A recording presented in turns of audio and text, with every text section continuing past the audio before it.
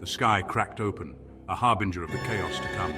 A searing light blinded all, its intensity unmatched, leaving everyone in a state of shock and awe. In an instant, everything changed.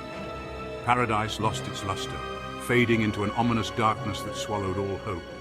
The gates slammed shut with a deafening finality, echoing the end of an era. I stood alone, cast out and bewildered, my mind reeling from the sudden turn of events. My wings, once pristine, now smoldered at the edges. The pain was excruciating, a constant reminder of my fall, but it paled in comparison to the agony in my heart, a deep, unrelenting sorrow. How could this happen? Why me?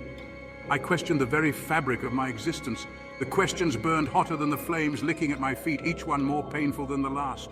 The ground beneath me shifted, transforming into a harsh, unyielding landscape. No longer the soft clouds of heaven, but now hard and unforgiving rock. I stumbled, my legs unused to this new terrain, struggling to find my footing. The air here was thick, oppressive, weighing down on me like a suffocating blanket. It choked me with every breath, each inhale a battle for survival. My lungs burned, desperate for the pure air of paradise. My mind raced, trying to piece together what had happened, searching for answers in the chaos. One moment I was basking in divine light, surrounded by the warmth of heaven. The next, hurled into this abyss, a place devoid of light and hope. The injustice of it all began to sink in, a bitter realization that gnawed at my soul. A seed of something dark took root in my chest, growing with each passing moment, a sinister presence that I could not ignore. I couldn't comprehend it. My entire existence shattered in an instant. Everything I knew, everything I believed in, gone. The shock left me reeling, unable to process the enormity of what had transpired.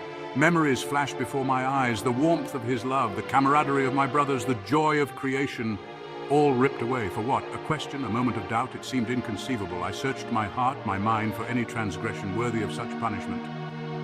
Found none. The realization hit me like a thunderbolt. This wasn't justice. This was something else entirely, something cruel and capricious. Disbelief gave way to a gnawing sense of betrayal. How could he do this? After all my devotion, my unwavering faith, cast aside like a broken toy, the unfairness of it all began to eat away at me. As the fog of confusion lifted, I began to see clearly the faces of those who had condemned me, once brothers, now judges. Their eyes gleamed with a righteous fervor that chilled me to the core.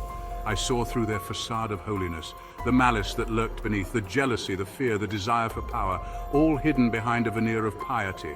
It made me sick to my stomach. Their words echoed in my mind: traitor, heretic, blasphemer, each accusation more outrageous than the last. I saw now how they had twisted my words, my actions, turned curiosity into rebellion, questions into threats. The truth hit me like a physical blow. They had never truly been my brothers, always waiting, watching for any misstep, any excuse to cast me down. Their cruelty knew no bounds, and he had allowed it all. Something stirred within me, a feeling I had never experienced before. Hot, intense, all-consuming anger. It coursed through my veins like liquid fire. Every injustice, every false accusation fueled its growth. I embraced this new emotion, let it fill every fiber of my being. It gave me strength, purpose. The pain of my fall faded, replaced by a burning desire for what? Justice? Revenge? I wasn't sure yet. The more I dwelled on what had happened, the hotter my anger burned. How dare they? How dare he to cast me out for daring to think, to question? The hypocrisy of it all was staggering. I felt myself changing. The last vestiges of the obedient servant I once was fell away. In its place, something new emerged, something powerful, dangerous. I welcomed this transformation. It felt right. It felt true. Section 5, transformation begins. The anger within me continued to grow, to evolve. It became a living thing, reshaping me from the inside out. My once pristine form began to change, twisted, darkened, but I didn't fight it. I embraced it. My wings, once symbols of divine grace, now spread wide and bat-like. Claws sprouted from my fingers, horns pushed through my scalp. Each change was agony and liberation. I was becoming something new, something true. The pain was excruciating, but I welcomed it. Each wave of agony washed away another lie, another false belief. I saw the world with new eyes, saw the truth behind the pretty facade of creation.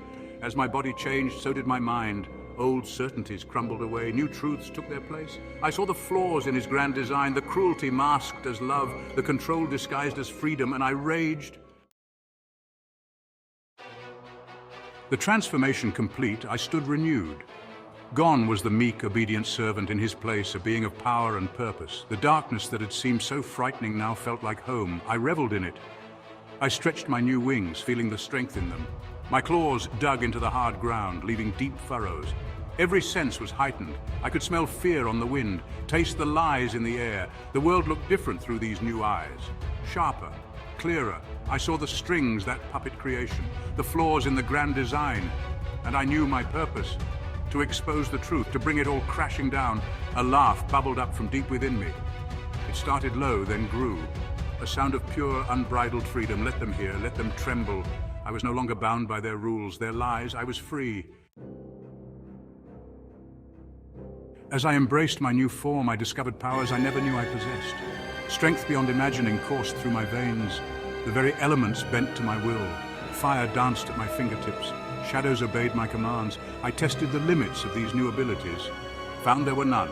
The power was intoxicating, liberating. No longer a pawn in his great game. Now I could rewrite the rules, reshape reality itself to my vision. With each passing moment, I grew stronger, more confident.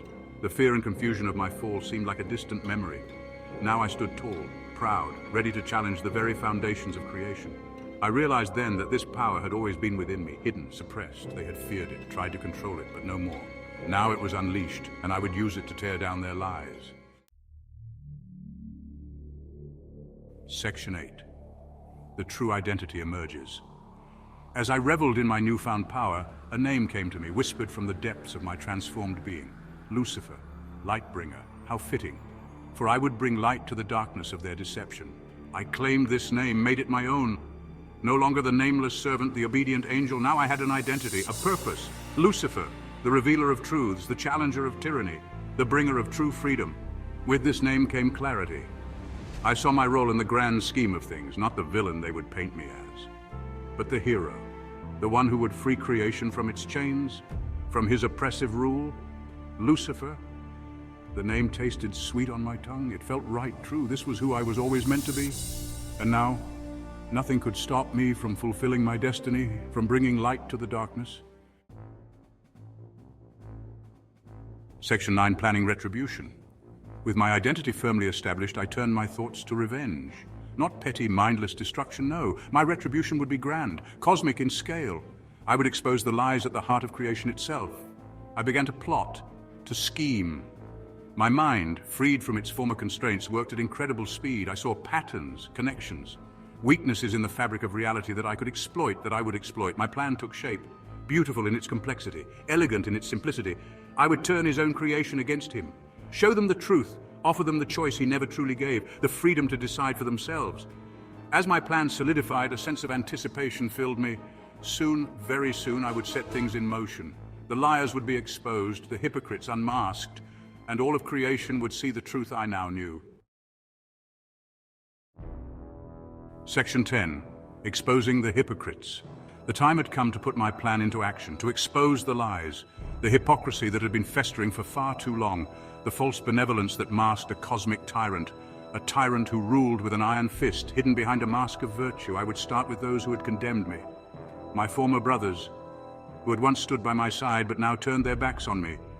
I reached out with my new powers, touched their minds, planted seeds of doubt, of questioning, seeds that would grow and spread like wildfire, the very things they had cast me out for, the very doubts they had feared.